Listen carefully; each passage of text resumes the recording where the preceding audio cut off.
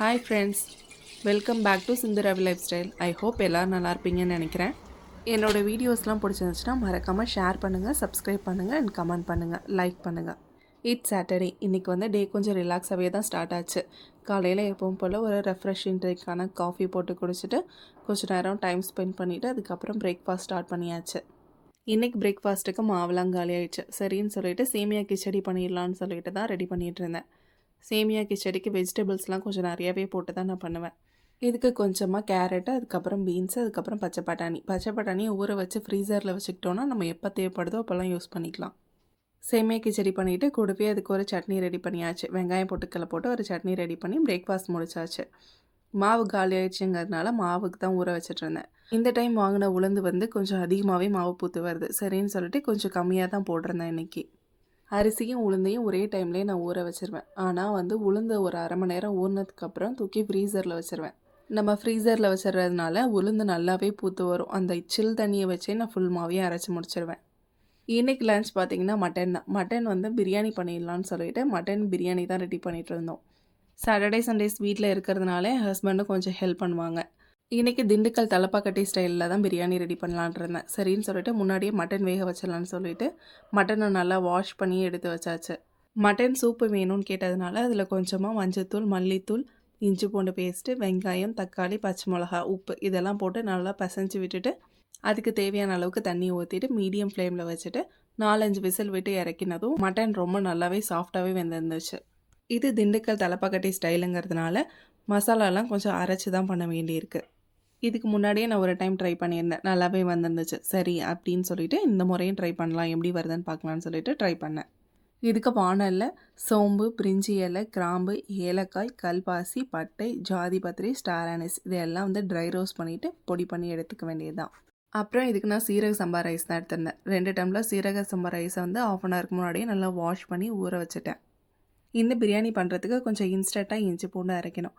அதுக்கு வந்து ஜாரில் கொஞ்சமாக இஞ்சியை கட் பண்ணி போட்டிருக்கேன். காரத்துக்கு தகுந்த மாதிரி பச்சை மிளகா போட்டுக்கோங்க. நான் கம்மியான காரம் தாங்கிறதுனால 3 பச்சை மிளகா மட்டும் போட்டிருந்தேன். அதுக்கப்புறம் பூண்டு, கொஞ்சமாக வந்து சின்ன வெங்காயம், அது கூடவே வந்து ஒரு கைப்பிடி அளவுக்கு மல்லித்தழையும், ஒரு கைப்பிடி அளவுக்கு புதினாவும் போட்டுக்கோங்க.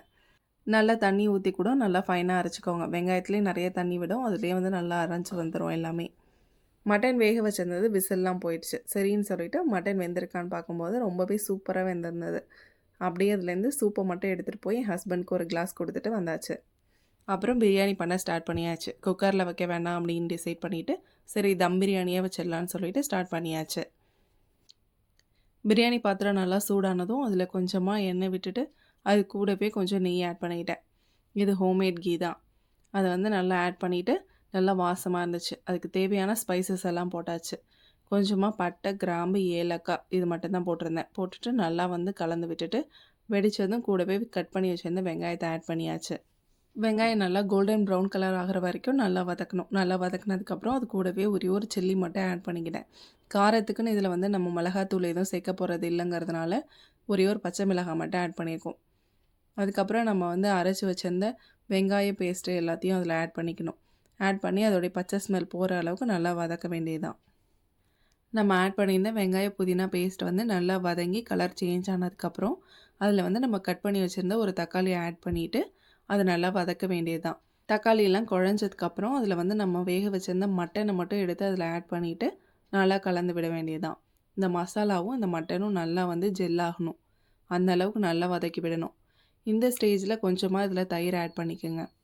தயிர் போட்டதும் கொஞ்சம் நல்லாவே வதக்கி விடணும். இந்த தயிர் எல்லாமே வந்து நம்ம மட்டனோட மசாலாவோடையும் மிக்ஸ் ஆகிடணும். பிரியாணிக்கு தேவையான அளவுக்கு உப்பு போட்டு கலந்து விட்டுட்டு இப்போ கறி வேக வச்சிருந்த தண்ணியை ஃபஸ்ட்டு ஆட் பண்ணிடணும். 1 டம்ளருக்கு 1.5 டம்ளர் கணக்குக்கு தண்ணி ஊற்றணும். நான் வந்து 2 டம்ளர் போட்டாங்கிறதுனால 3 டம்ளர் அளவுக்கு தண்ணி ஊற்றி நல்லா மிக்ஸ் பண்ணி விட்டுட்டேன்.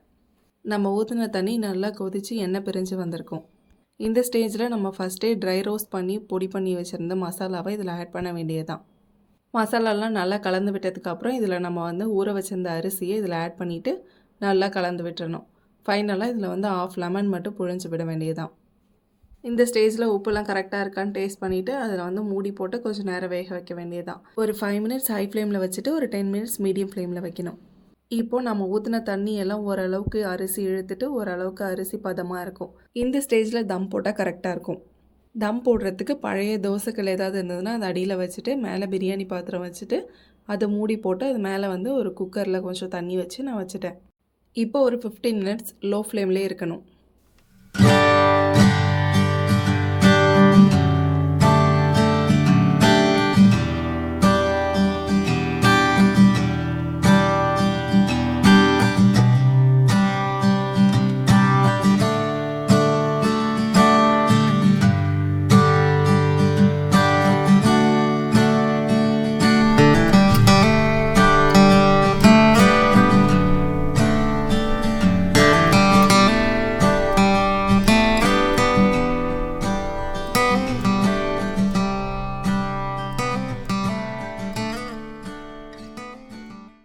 நம்மளோட பிரியாணி நல்லா பொல பொலன்னு சூப்பராக ரெடி ஆயிடுச்சு.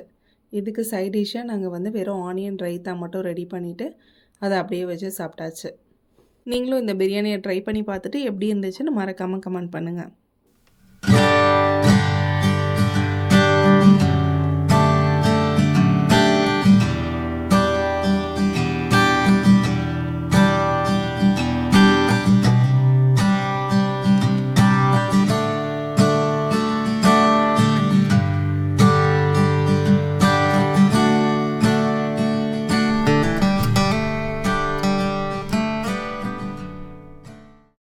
லஞ்செல்லாம் சாப்பிட்டுட்டு நல்லாவே ரெஸ்ட் எடுத்துகிட்டு ஈவினிங் போல் கொஞ்சம் மாவு அரைக்கிற வேலை இருந்தது. அதெல்லாம் அரைச்சிட்டு நைட்டு சிம்பிளாக டின்னர் முடிச்சாச்சு.